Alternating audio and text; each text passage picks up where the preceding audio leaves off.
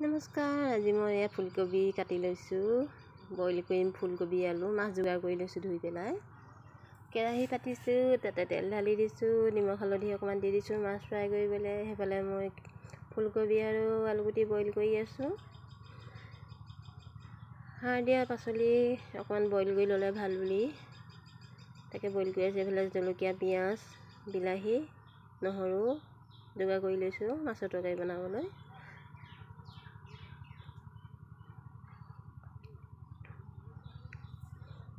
এয়া মোৰ চব তেল গৰম হৈ গ'ল, মাছ ভজা হৈ গৈছে।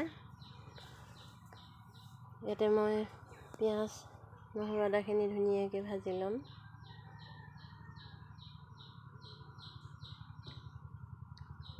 তাতে মই বিলাহীখিনিও ঢালি ল'লোঁ ধুনীয়াকৈ। বিলাহীটো মাৰি লৈছোঁ তেলতে। মছলা দিয়া নাই, হালধি আৰু নিমখে ঢালিছোঁ, নহৰু, আদা, পিঁয়াজ দি পেলাই। এনেকৈ আজি মই ফুলকবি আৰু মাছৰ তৰকাৰী বনাব লৈছোঁ। চবেই বনাই খায়, মইনো কেনেকৈ বনাই খাইছোঁ তাকে দেখুৱাইছোঁ আপোনালোকৰ আগত। এতিয়া মই বইল কৰি থোৱা ফুলকবি আৰু আলুখিনি ঢালি দিছোঁ।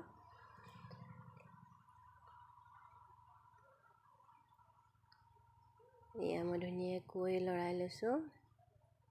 এখন হাতে কেমেৰা ধৰি আৰু এখন হাতে বনাবলৈ বহুতেই কষ্ট হয়, হ'লেও মই এনেকৈ যেন তেনে বনাওঁ।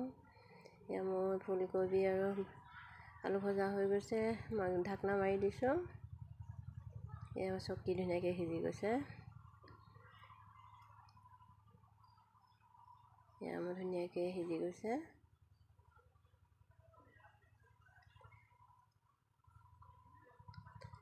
ভালকৈ মিক্স কৰি লৈছোঁ।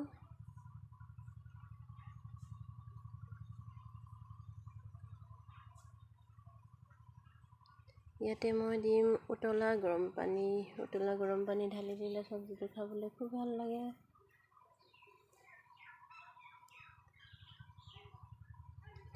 আকৌ মই পানী দি পেলাই ভালকৈ লৰাই লৈছোঁ।